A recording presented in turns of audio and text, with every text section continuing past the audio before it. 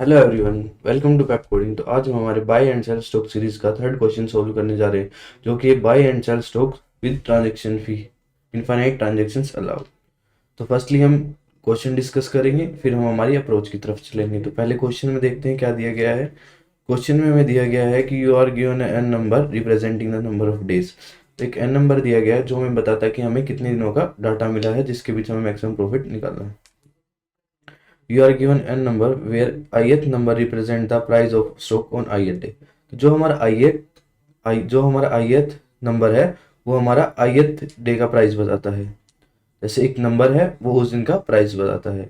You are given a fee, number fee representing the transaction fee for every transaction. तो हमें एक फी दी गई है, मतलब हर एक ट्रांजेक्शन कंप्लीट होने पे हमें एक फीस पे करनी पड़ेगी। You are required to print the maximum profit you can make if you are allowed infinite transaction, but has to pay fee for every closed transaction। तो हमें ये बताना है कि हम इनफाइनाइट ट्रांजेक्शन के अंदर कैसे मैक्सिमम प्रॉफिट कमा सकते हैं। बस ये है, हमें हर एक ट्रांजेक्शन कंप्लीट होने के बाद हमें मैक्सिमम प्रॉफिट देना है। ठीक है, हमें मैक्सिमम प्रॉफिट निकाला हर एक ट्रांजेक्शन के बाद, पर हमें हर एक ट्रांजेक्शन कंप्लीट होने के बाद एक फीस पे करनी पड़ेगी जो यहाँ गिवन है।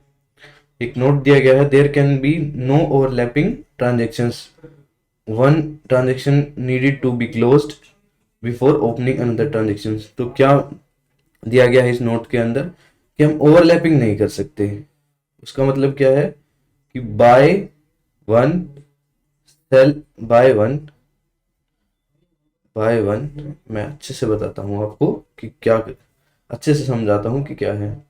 हमने पहला खरीदा, फिर दूसरा खरीदा, फिर पहला बेचा, दूसरा बेचा, ऐसे ये ओवरलैपिंग होगी। पहला खरीद के यहाँ बेच दिया और उसके बीच में हमने दूसरे वाले को खरीद के यहाँ बेच दिया, तो ये इन दोनों के बीच यहाँ ओवरलैपिंग होगी जो नहीं होनी चाहिए। और किस तरह के तरीके से ओवरलैपिंग हो सकती है कि बाय किया पहला, फिर दूसरा बाय किया, फिर दूसरा सेल कर दिया और फिर पहले वाला बाय सेल कर दिया। तो ये और ये, तो ये बीच में ओवरलैपिंग हो रही, तो ये ओवरलैपिंग नहीं होनी चाहिए। हम कैसे इनफाइनाइट ट्रांजेक्शन कर सकते हैं, ये मैंने पिछले क्वेश्चन में भी समझाया था आपको कि buy one sell one, buy two sell two, buy three sell three, और एन ट्रांजेक्शन है तो बाय एन सेल एन। कि हम ऐसे बाय सेल, पहली ट्रांजेक्शन कंप्लीट हुई, दूसरी हुई, तीसरी ट्रांजेक्शन, तो यहाँ हमारा कोई ओवरलैपिंग नहीं हो रहा है। तो चलिए हम नीचे क्वेश्चन में देखते हैं कि हमें इनपुट में क्या मिला है। इनपुट के अंदर क्या दिया गया है, हमारे पास 12 डे है, 12 दिन दिए गए हैं, हर एक दिन के हिसाब से प्राइस मिला है और आखिरी में हमारे पास फी है जो है 3 रुपए। चलिए अब हम देखते हैं सैंपल आउटपुट। सैंपल आउटपुट के अंदर क्या है, मैक्सिमम 13 प्रॉफिट होगा हमारे पास, तो हमें जो निकालना है। तो हम चलते हैं हमारे ओपन बोर्ड की तरफ जहां हम हमारी अप्रोच डिस्कस करेंगे। तो इसके अंदर देखिए, ओपन बोर्ड के अंदर मैंने यहाँ ले लिए हैं सभी दिनों के हिसाब से प्राइस। पहले दिन क्या था, first day, second day, third day, fourth, fifth, sixth, seventh, eighth, nine, 10, 11 और 12, 12 दिन हो गए उनके हिसाब से प्राइस। और यहाँ देखिए, ये है बाइंग स्टेट प्रॉफिट और ये है सेलिंग स्टेट प्रॉफिट और ये है हमारा फी जो है 3 रुपए। तो बाइंग स्टेट प्रॉफिट क्या होता है, यहाँ देखिए, हमारे पास क्या होगा, एक स्टॉक एक्स्ट्रा होगा इसके अंदर, buy sell buy sell bye.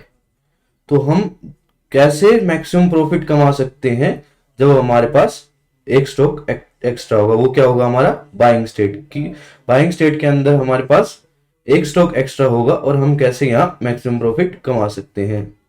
Selling state के अंदर क्या होगा, सेलिंग स्टेट के अंदर होगा हमारे पास buy one sell one, buy two sell two, buy three sell three.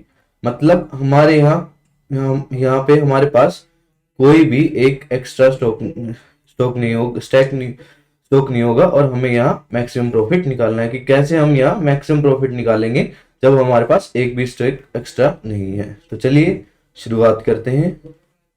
सबसे पहले हम क्या करेंगे, सबसे पहले में क्या करना होगा, हमें स्टॉक खरीदना होगा। तो सबसे पहले हम स्टॉक खरीदते हैं। यहाँ हमने पहला स्टॉक खरीदा, क्या था, B1। हमने यहाँ -10 क्यों लिया, क्योंकि हमारे पास रुपए कितने थे, 0। खरीदना क्या था हमें, इनिशियली तो 0 है ना हमारे पास, यहाँ भी 0, यहाँ भी 0 है, और हमें क्या करना था, नया स्टॉक खरीदना था। तो नया स्टॉक खरीदने के लिए हमें क्या करना होगा, 10 रुपए का लोन लेना होगा। तो हमने यहाँ 10 रुपए का लोन ले लिया। अब पहला ही स्टॉक है तो बेचेंगे क्या। अब हमें खरीदना है नया स्टॉक। अब चलते हैं अगले दिन के लिए। हम एक काम कर सकते हैं, या तो हम पुराने वाले को ही एज इट इज रख सकते हैं, या फिर हम नया स्टॉक खरीदेंगे। यदि हम नया स्टॉक खरीदते हैं, हमारे पर्स में कितने रुपए हैं, 10। आज वाले स्टॉक का प्राइस कितना है, 15। तो हम 0, हमारे स्टॉक में कितने रुपए हैं, 0। और हमें आज नया वाला खरीदना है, कितने प्राइस है, 15। 15 माइनस 0, 15। और हमें फिर ये खरीदने के लिए लोन कितने का लेना पड़ेगा, -15 का। या तो हम 15 रुपए का लोन लेके दूसरा स्टैक खरीद सकते हैं, या हम पुराने वाले को ही एज इट इज रख सकते हैं और -10 रुपए का लोन ले सकते हैं। तो बेहतर कौन सा होगा हमारे लिए, पहले 10 रुपए लोन लेना अच्छा है या 15 रुपए लोन लेना अच्छा है। और हमें क्या निकालना है, मैक्सिमम प्रॉफिट। मैक्सिमम प्रॉफिट निकालने के लिए हमारे पास सबसे बेहतर होगा कि हम इसको ही ऐसे रख ले और हम B1 को रखें। अब देखिएगा यहाँ, आज हमें पिछले वाला स्टैक बेचना है, जो हमारे पास स्टॉक था वो हमें बेचना है। प्राइस कितना है, 15। लोन कितने रुपए का, 10 रुपए का। 15 माइनस 10, 5। फीस कितनी पे करनी है, 3 रुपए। तो कितना बचा, 5 माइनस 3, 2। किस दिन बेचा, बाय 1 सेल 2। पहले दिन खरीदा था, दूसरे दिन बेच दिया। अब यहां देखिएगा, या तो हम पुराने वाले को ही एज इट इज रख सकते हैं, या हम नया स्टॉक खरीद सकते हैं। यदि हम नया स्टॉक खरीदेंगे, 17 माइनस 2, हमारे पास 2 ही रुपए हैं, 15। तो हमें कितने रुपए का लोन लेना पड़ेगा, 15 रुपए का। यदि हम पुराने वाले को ही रखते हैं तो हमें कितने रुपए का लोन लेना पड़ेगा, 10 रुपए का। तो बेहतर कौन सा होगा, पुराने वाला। तो हम पुराने वाले को ही, ये था हमारा B1S2, पुराने वाले को एज इट इज रख लेते हैं। -10 रुपए का लोन लिया, B1। अब यहां देखिएगा, आज कितना प्राइस है, 17। लोन कितने रुपए का है, 10 रुपए का। 17 माइनस 10, 7। फीस कितने की पे की, 3 की। क्या मिला हमें, 4। B1S3। 4 ज्यादा है या 2 ज्यादा है, 4 ज्यादा, तो हमने 4 को यहाँ रख लिया। हमें क्या रखना है, इसके अंदर भी मैक्सिमम रखना है और इसके अंदर भी मैक्सिमम प्रॉफिट रखना है। कि यहाँ हमारे पास एक एक्स्ट्रा स्टॉक होगा और कैसे मैक्सिमम प्रॉफिट निकालेंगे, यहाँ हमारे पास एक भी एक्स्ट्रा स्टॉक नहीं होगा और हम कैसे मैक्सिमम प्रॉफिट निकालेंगे। यहाँ सारी ट्रांजेक्शन कंप्लीट होगी, यहाँ एक बाय ज्यादा होगा, बस इतना डिफरेंस याद रखना आपको। अब यहाँ देखिएगा, या तो हम आज आज का प्राइस कितना है, 20। या तो हम आज नया स्टॉक खरीदेंगे या फिर पुराने वाले को एज इट इज रखेंगे। यदि हम नया स्टॉक खरीदते हैं तो हमें लोन कितने रुपए लेना पड़ता है, 16 रुपए का। -16 आ जाएगा और हमारे पास क्या आ जाएगा, B4।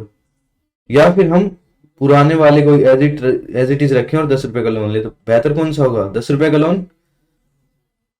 तो हम इसको एज इट इज रख लेंगे और यहाँ क्या आएगा, 20 आज का प्राइस है। लोन कितने रुपए का, 10 रुपए का। 20 माइनस 10, 10 माइनस 3, 7। 7 ज्यादा है, 4 ज्यादा है, 7 ज्यादा है, S4। अब यहां देखिएगा, ये चीज बड़ी ध्यान से देखने वाली, बड़े ध्यान से देखिएगा और बड़ी प्यारी चीज है, आसानी से समझ में आ जाएगी। बस थोड़ा सा फोकस करने की जरूरत है, थोड़ा सा दिमाग लगाइएगा और फोकस करेगा। बड़ी प्यारी चीज है, आपको ध्यान से समझ आएगी। यदि हम आज नया स्टॉक खरीदेंगे, आज का प्राइस 16 रुपए, पर्स में कितने, 7 रुपए। नया खरीदते हैं, कितने रुपए का लोन लेना पड़ता है, 9 रुपए का। और क्या होता है, B1S4। पहले दिन खरीदा, चौथे दिन बेचा और 5वें दिन फिर खरीद लिया। ये हमारे 9 रुपए का लोन लेना अच्छा है या फिर हम 10 वाले को एज इट इज रखें। तो 9 रुपए का लोन है तो हमने 9 वाले को यहाँ रख लिया। अब यहाँ पे भी देखिएगा, यहाँ पे भी बड़ी इंटरेस्टिंग चीज होने वाली है। प्राइस, आज का प्राइस 16 रुपए, ठीक है, आज का प्राइस 16 रुपए। लोन कितने रुपए का, 10 रुपए का। 16 माइनस 10, 6 रुपए। -3, 3 ज्यादा है या 7 ज्यादा है, 7 ज्यादा है। तो हम इसे एज इट इज यहां रख लेंगे, B1S4, ठीक है। अब यहां देखिएगा, या तो हम आज नया खरीदेंगे या हम पुराने वाले को एज इट इज रखेंगे। यदि हम पुराने वाले को एज इट इज रखेंगे, देखिएगा यहाँ, यदि हम पुराने वाले को एज इट इज रखेंगे तो हमें लोन कितने रुपए का लेना पड़ रहा है, 9 रुपए का। और यदि हम नया खरीदते हैं आज तो हमें लोन कितने रुपए का लेना पड़ रहा है? 11 रुपए का। बेहतर कौन सा है? 9 रुपए का लोन लेना अच्छा है या 11 रुपए का लोन लेना अच्छा है? मैक्सिमम प्रॉफिट निकालने के लिए हमारे यहाँ 9 वाला ही चलता रहेगा, क्योंकि हमें मैक्सिमम प्रॉफिट निकालना है। यहाँ देखिएगा, आज का प्राइस 18 रुपए, लोन कितने रुपए का? 9 रुपए का। 18 माइनस 9, 9, 9 बचे। फीस कितनी पी की? 3 रुपए। कितने बचे? 6। 6 ज्यादा है या 7? 7 वाला एज इट इज रहेगा। अब यहां देखिएगा,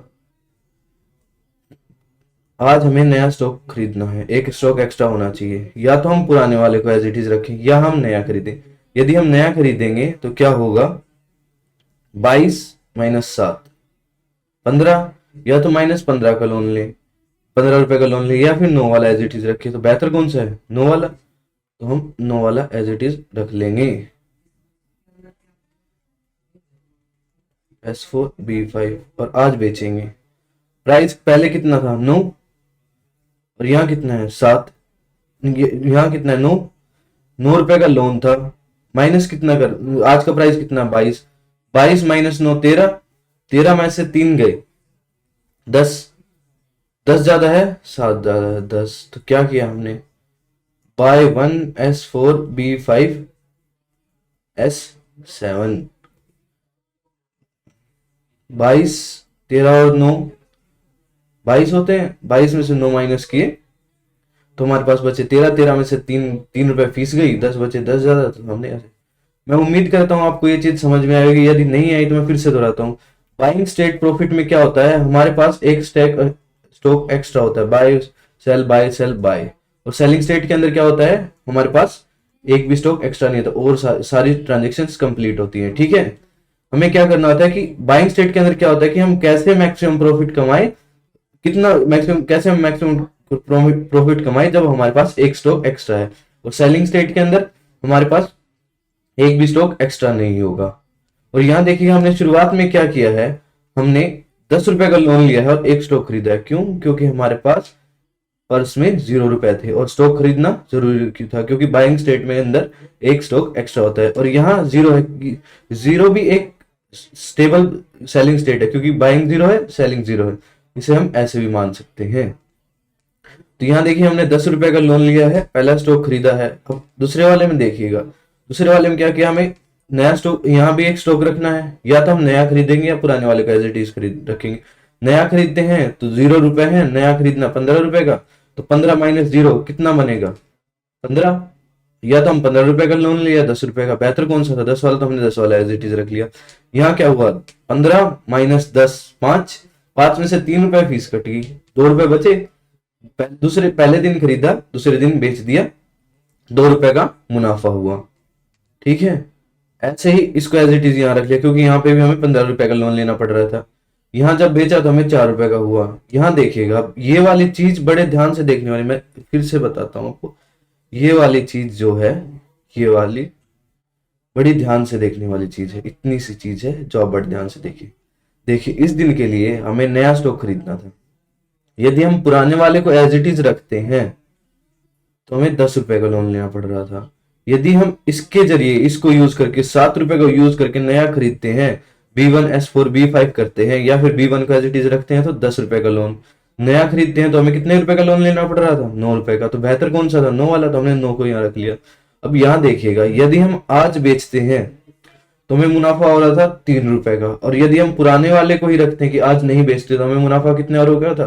7 रुपए का। तो हमारे लिए बेहतर कौन सा था? हमें क्या रखना है यहाँ? Maximum profit. तो 7 वाला मैक्सिमम था। तो मैं उम्मीद करता हूँ ये आपको समझ में आया होगा। चलिए हम हमारे एडिटर की तरफ चलते हैं और वहां करते हैं कोड। तो हमें गिवन क्या दिया गया है? एक नंबर दिया गया है जो बताता है कि हमें कितने नंबर, कितने दिन है हमारे पास। एक एरे दिया गया है जिसके अंदर डाटा स्टोर है, और एक फी है जो हर एक ट्रांजेक्शन के बाद कटेगी। एक ट्रांजेक्शन एक बार बाय किया, एक बार सेल किया, तो हमारे इतने रुपए कटेंगे, 3 रुपए। और ये है एक फंक्शन विद फी ट्रांजेक्शन जो हमें कंप्लीट करना है। तो देखिएगा, जैसा मैंने बोला था वैसे ही बताऊंगा मैं। पहले क्या था हमारे पास? Buying state profit. Buying state profit क्या था कि माइनस ARR 0, क्योंकि हमारे पास एक भी पैसा नहीं था तो हमने लोन लेके उसे चलाया था। Buying state profit, buying state profit हमारा शुरुआत में क्या था, 0। ठीक है, चलिए अब आगे चलते हैं। अब हम चलाते हैं हमारा फोर लूप। फोर लूप क्या होगा, आई कहां से कहां तक चलेगा, क्या रेंज होगी आई की, 1 से लेके n तक।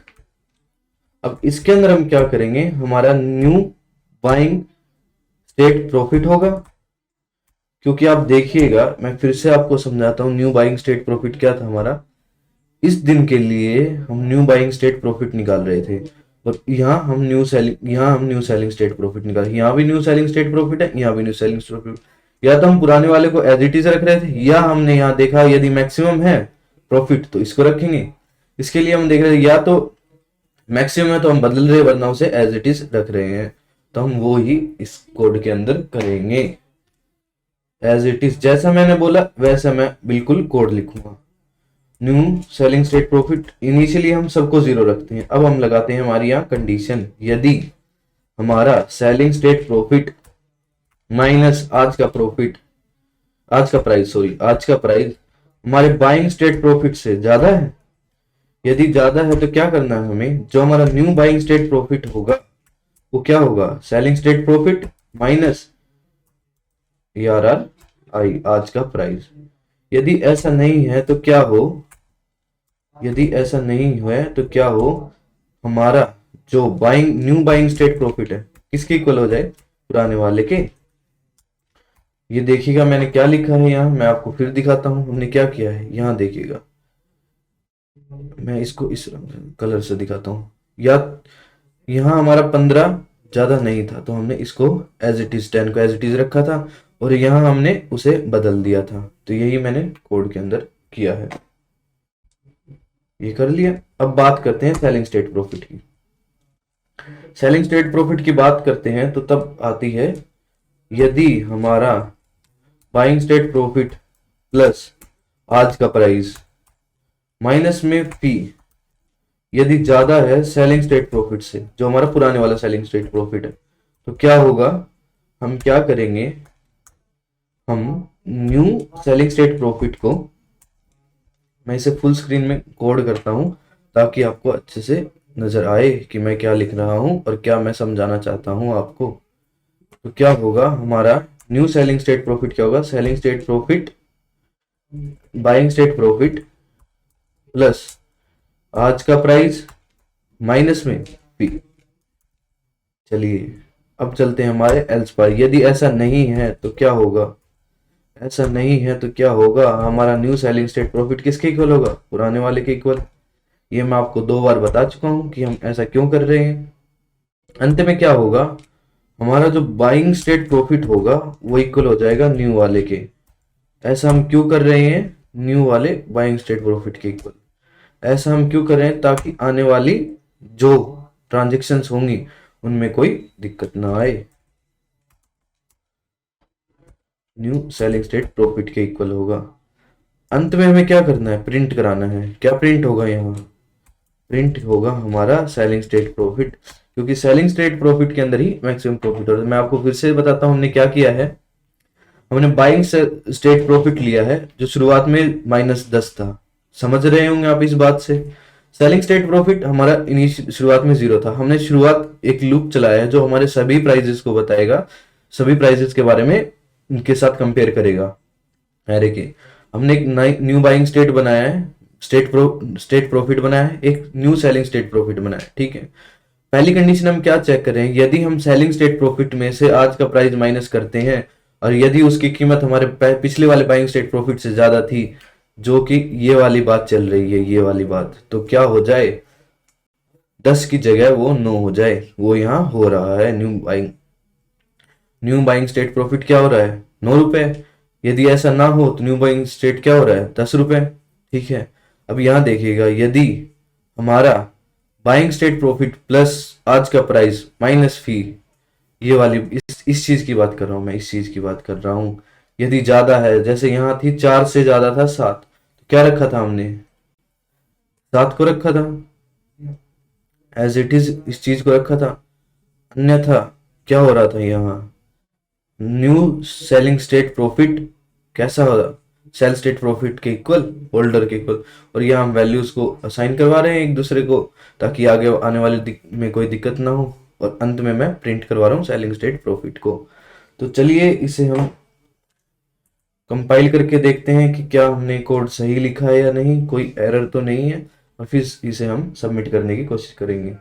जैसे ही मैं इसे रन करता हूँ ये सक्सेसफुली रन हो जाता है। जो हम आउटपुट चाहते थे देखिएगा आप इधर